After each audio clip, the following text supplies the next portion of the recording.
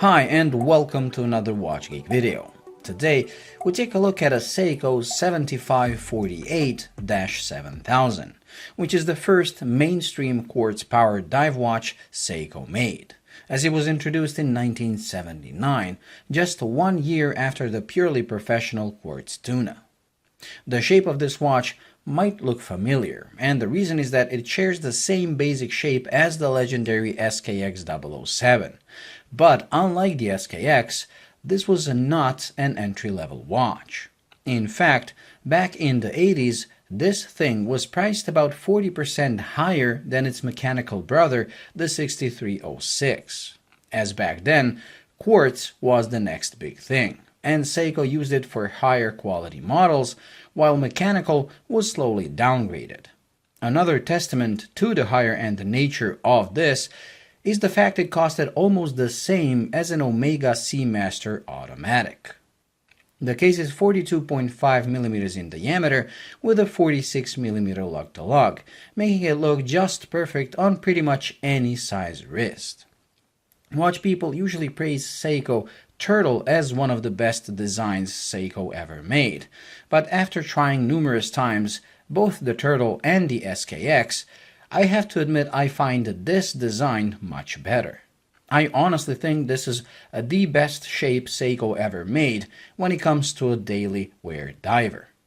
The proportions, the lines, the crown at 4 o'clock, and the combination of brushed and polished surfaces just make this watch look timeless. It looked great back then, it looks great now, and it will look great 30 years from now, making it the equivalent of a Rolex Submariner when it comes to design longevity. The bezel design is almost the same as the one on the SKX, with the difference being that this one comes with 60 firm and precise clicks, rather than the buttery 120 of the SKX. The dial is also pretty much the same, matte black with large blobs of lume.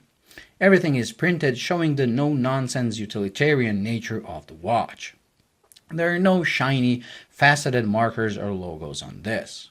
I especially love the signature Seiko chapter ring that is almost vertical, adding depth to the otherwise flat dial.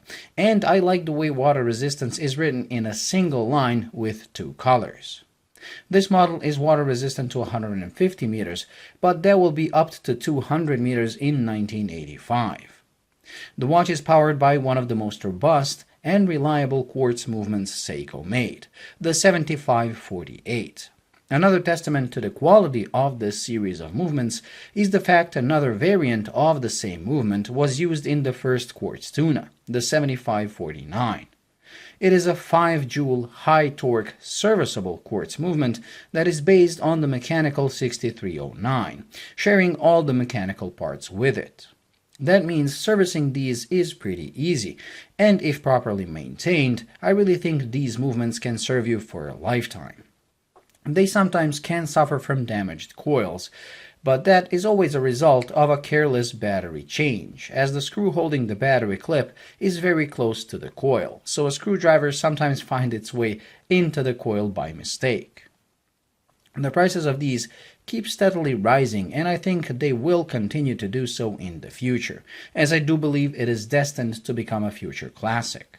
That is not only down to the legendary design, but also the fact it backs the looks with quality and historical importance.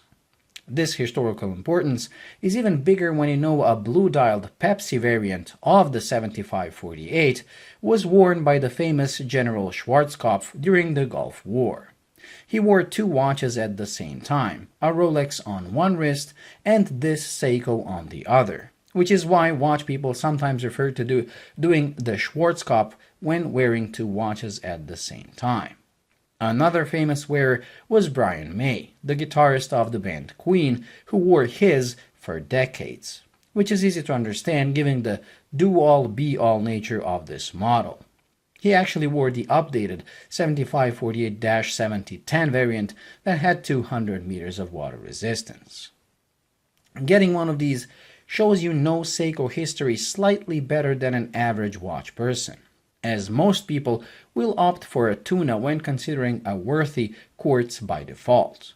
And although Tuna does deserve a following and all the attention it gets, there are other models like this one that will make you probably even cooler among the people who know a lot about watches.